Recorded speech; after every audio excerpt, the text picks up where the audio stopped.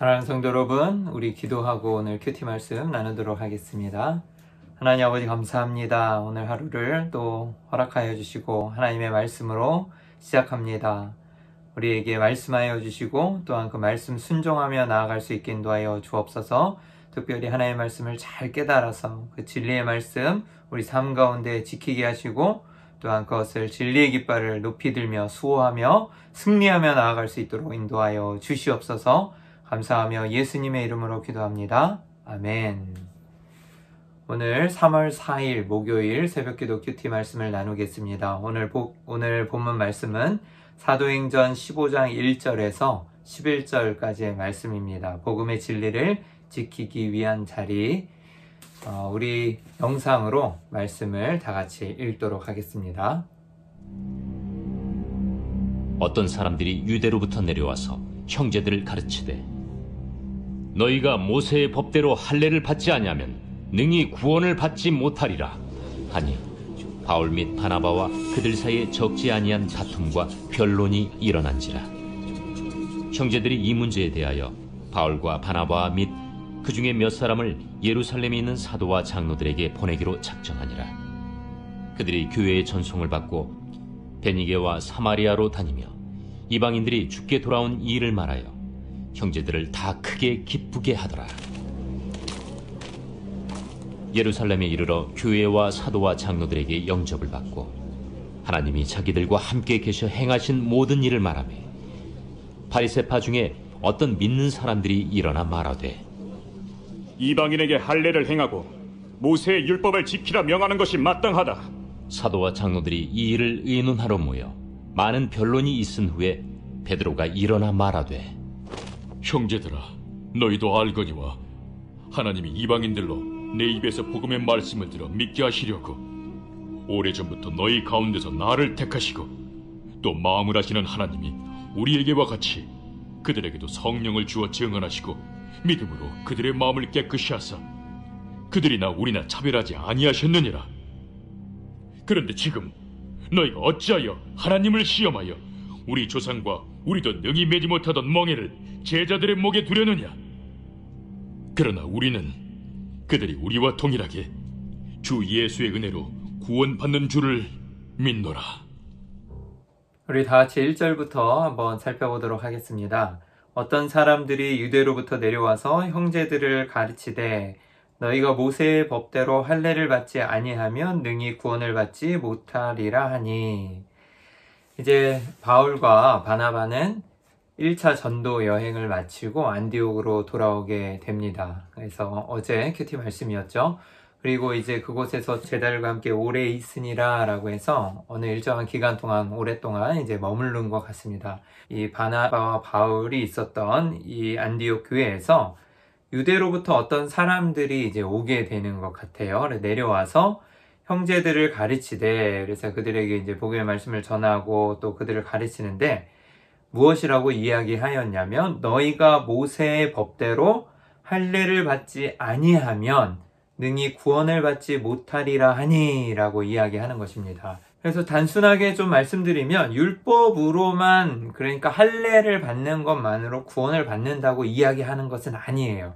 이 사람들도 와서 가르치는 사람들이 그리스도인이었고 이제 예수를 믿기 시작한 사람들인데, 문제는 무엇이냐면 그러니까 예수님만으로 구원을 받는 것이 부족하다라고는 인식과 생각이 있었던 것입니다. 다시 말씀드리면 모세의 법대로 우리가 지키던 그 전통대로 할례를 받지 아니하면 능히 구원을 받지 못하리라. 그래서 구원을 받는데 이 할례가 반드시 필요한 요소라고 주장을 하고 있는 것이에요. 그런데 이 사도 바울과 바나바는 이것을 용납할 수가 없었던 것이죠.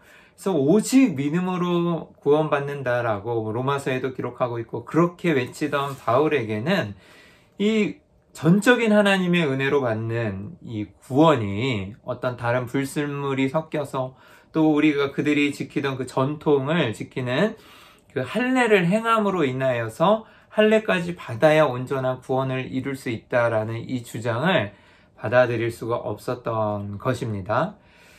솔직히 할례는 나쁜 것이 아니에요. 할례는 좋은 의미였고 또 하나님이 아브라함을 통하여서 언약의 백성, 이스라엘 백성들을 하나님의 언약 백성으로 이제 삼으시는 그 증표였습니다. 그래서 난지 8일 만에 받았던 이 할례를 통하여서 내가 하나님의 백성임을 나타내는 그 증표이고 또 언약의 상징이었는데, 이제 그렇게 돼서 하나님의 백성으로서 자부심과 또 그런 하나님의 백성의 그런 인식을 가지고 그런 정체성을 가지고 살아갔던 것이죠. 그런데 이제 예수 그리스도로 말미암아 그 은혜로 구원을 받은 그 백성들이 예수님을 믿는 그 믿음으로 값없이 의롭다 하심을 받아야 하는데, 이 자신들이 지키던 이 전통, 할례 의식을 계속해서 지켜야지만, 그리고 그냥 할례를 지키는 것이 옳다라는 정도가 아니라 할례를 반드시 받아야만 그 언약 백성이 된다라고 생각하고 있었던 거예요, 아직까지. 그러면서 할례를 받아야만 우리가 구원을 받을 수 있다라고 주장하였던 것입니다. 그래서 2절에 바울 및 바나바와 그들 사이에 적지 아니한 다툼과 변론이 일어난지라. 그래서 동의할 수 없었던 것이죠. 그리고 형제들이 이 문제에 대하여서 바울과 바나바와 및 그 중에 몇 사람을 예루살렘에 있는 사도와 장로들에게 보내기로 작정하니라.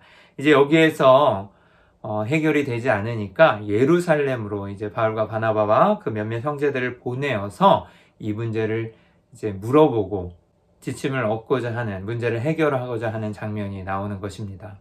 그리고 계속해서 3절부터 보면은요, 그들이 교회의 전송을 받고 베니게와 사마리아로 다니며 이방인들이 주께 도라한 일을 말하며 형제들을 다 크게 기쁘게 하더라.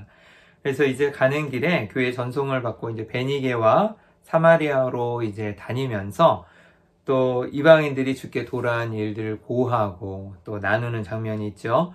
얼마나 기쁜 일이었겠습니까? 그리고 전도의 사명, 그리고 예수 그리스도의 복음의 명령에 따라서 이제 그 사람들을 제자로 삼고 하나님의 복음의 말씀을 선포한 그 기쁜 소식을 전하고 있는 것이죠. 4절에 예루살렘에 이르러 교회와 사도와 장로들에게 영접을 받고 이제 예루살렘에 도착하게 됩니다. 그러면 이제 뭘 하겠어요? 아까 그 할례에 관한 그 문제들을 이제 의논하겠죠. 그리고 하나님이 자기들과 함께 계셔 행하신 모든 일을 말하며 이제 그 선교 보고를 하고 또 하나님의 역사하심을 고하고 있습니다. 그리고 5절에 보면 바리새파 중에 이 예루살렘 교회에서도 이제 또 이 할례를 받아야 한다는 주장하는 사람들이 있었는데, 특히나 이 율법을 중요하게 여기던 이 바리새파 출신의 사람들이 좀 이러한 주장을 많이 했던 것 같아요. 그래서 바리새파 중에 어떤 믿는 사람들이 일어나서 그냥 유대인들이 그냥 그 율법을 지키는 그 전혀 그리스도인이 아닌 사람이 아니라 이제 그리스도인으로서 이 복음의 말씀을 안고 그 안에 교회 공동체 안에 들어온 사람들을 말하는데, 그 중에 이제 바리새파 사람들 중에 어떤 믿는 사람을 말하는 겁니다. 그래서 이방인에게 할례를 행하고 모세의 율법을 지키라 명하는 것이 마땅하다 하니라. 아직까지도 이 예루살렘 교회에서도 이 문제가 할례를 받아야지만 되는지, 그리고 할례를 받아야지만 구원을 받을 수 있는지에 대한 문제가 완벽하게 정리가 되어 있지 않았던 것이에요. 그래서 다 그런 문제가 있었을 텐데, 이 안디옥 교회에, 이 안디옥에서 이제 그런 문제가 불거지게 되면서 이제 예루살렘까지 가서 정리가 되는 것이죠. 이게 여러분 매우 중요한 일이고, 또 교회에서 이러한 건설적인 논의와 또한 이러한 논쟁이 있는 것이 나쁜 것이 아니에요.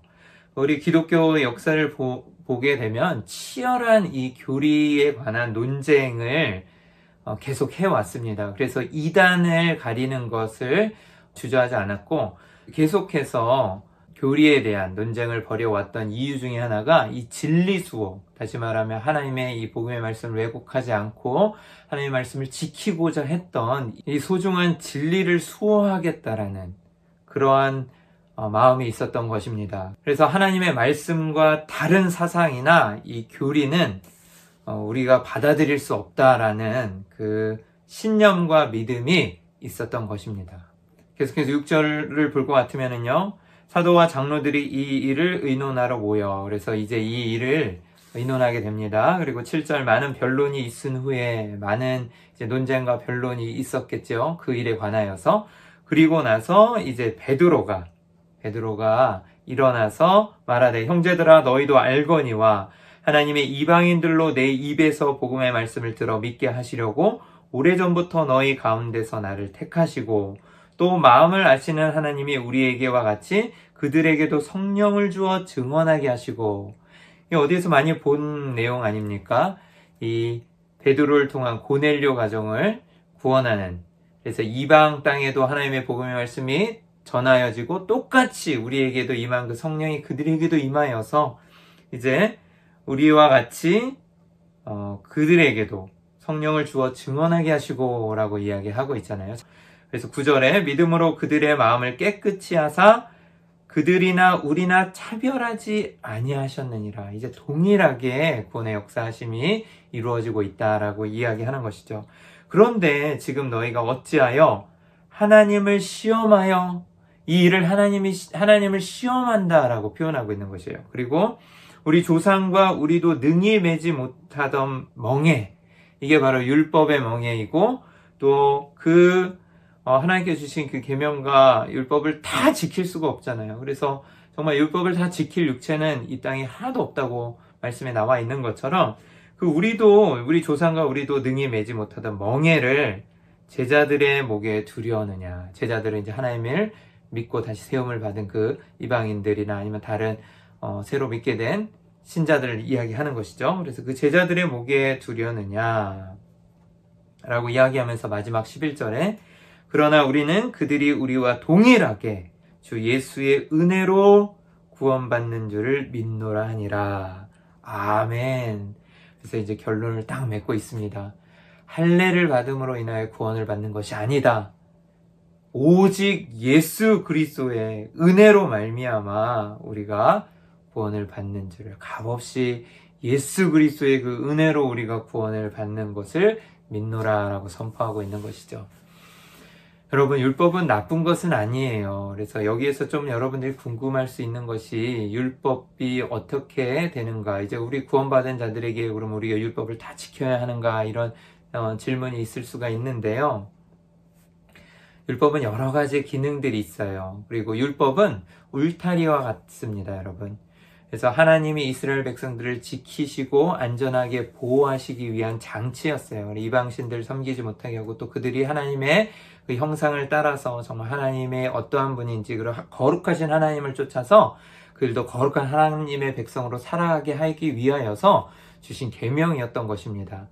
그래서 그들을 지키시고 또 보호하시기 위한 울타리의 기능을 한 거죠. 근데 그들의 입장에서 보면, 어떻게 보면 그것이 그들에게 이 바운더리가 되니까 가로막는 장벽인 것 같고 되게 답답하고 그들에게 자유를 제한하는 것처럼 보이지만, 실질적으로는 울타리가 겉에 있는 야수로부터, 맹수로부터 혹은 여러 가지 환경으로부터 보호해 주었던 것처럼 이스라엘 백성들을 보호해 주신 그런 역할을 할 수 있었던 것이죠. 그리고 예수 그리스도가 이 땅에 오셔서 완전하게 이제 율법의 완성을 이루셨기 때문에 더 이상 이제 그 율법은 예수 그리스도로 말미암아 완성되어서 은혜 가운데 이제 구원을 받는 것이지, 그 율법을 지킴으로써 또 그 율법을 행함으로써 구원받는 것이 아니라는 것을 분명하게 이야기하고 있는 것입니다. 실질적으로 여러분, 율법을 다 지켜야 되냐는 질문을 아까 말씀드렸는데, 지킬 수 있으면 지키는 게 좋겠죠. 그런데 예전과 같이 그 똑같은 율법을 다 지키는 게 아니라, 좀 쉽게 말씀드리면 도덕법이라는 것들이 있는데요. 그래서 하나님께서 말씀하신 그 율법의 그 뜻을 우리가 알잖아요. 그러니까 그것을 하나님께서 우리에게 말씀하신 이유, 그리고 하나님의 말씀을 따라서 이제는 율법을 지키면서 또 구원받기 위해 살아가는 것이 아니라 하나님을 사랑하는 백성으로서 하나님의 말씀을 지키고, 또 그것을 지킴으로 그 안에서 풍성히 누리는 기쁨과 또 하나님의 형상을 닮아가는 것, 그리고 하나님의 거룩하신 하나님을 쫓아서 그 살아가는 그 기쁨을 누리면서 나아가는 것이거든요. 그래서 율법은 우리의 죄악된 본성을 깨닫게 하는 역할을 하고요. 우린 다 지킬 수 없어요. 그리고 또 하나님의 형상을 닮아가도록 날마다 하나님의 말씀을, 그 규례와 율법을 지켜가면서 또 그 하나님의 뜻을 순종하면서 살아가면 하나님의 형상을 닮아가는 것이, 하루하루 하나님의 형상을 닮아가도록 하면서 성화의 삶을 이루게 하는 그런 삶을 살게 합니다. 그래서 영화로운 삶, 그리고 완전한 성화의 그 모습을 이룰 수는 없지만 이제 그 나라 가서 완전한 성화를 이룰 때까지 이제 영화의 삶, 그리고 한 걸음 한 걸음 성화의 삶을 살아가게 하는 것입니다. 사랑하는 성도 여러분, 우리는 하나님의 복음의 말씀을 왜곡하는 것이나 아니면 바꾸려고 하는 것에서 우리는 진리를 수호할 의무가 있어요. 이단들이 잘못된 복음의 말씀을 전하는 것에 대해서 우리는 또 변론하고 대적할 필요도 있고, 또 율법 폐기론자들처럼 율법이 전혀 필요 없다, 하나님의 말씀 구원받았기 때문에 우리는 막 죄를 짓고 어떻게든 살아도 된다, 이렇게 사는 것은 또 옳지가 않는 것이죠. 하나님을 사랑한다면 또한 하나님의 율법의 말씀도 또 소중히 여겨야 할 것입니다. 그래서 나를 사랑하는 자는 나의 계명을 지킨다 그랬잖아요. 그래서 이웃사랑, 하나님 사랑을 몸소 실천하면서 이루어갈 수 있는 하나님의 그 거룩한 자녀가 될 수 있을 것입니다. 그래서 오늘 하루도 사랑하는 성도 여러분, 진리의 깃발을 높이 들고, 그래서 하나님 말씀을 읽고 하나님의 뜻을 아는 것이 너무나 중요해요. 진리의 깃발을 높이 들고 진리의 수호자로, 하나님의 말씀의 수호자로 살아가시기를 주님의 이름으로 축원합니다. 오늘 함께 이 새벽기도 큐티 말씀을 나누고 또 함께 성도님 잠시 기도했으면 좋겠는데요. 우리 함께 하나님의 복음의 말씀을 수호하는 진리의 수호자로 서게 하시고, 또 하나님의 말씀에 순종하면서 우리가 겸손하게 하나님의 뜻을 발견하며 살아갈 수 있게 해달라고, 그리고 또한 많은 성도들이 목숨 바쳐서 지켜온 이 복음의 진리를 바르게 깨달아서 우리도 소중히 간직할 수 있게 해달라고 기도하시기를 소망합니다.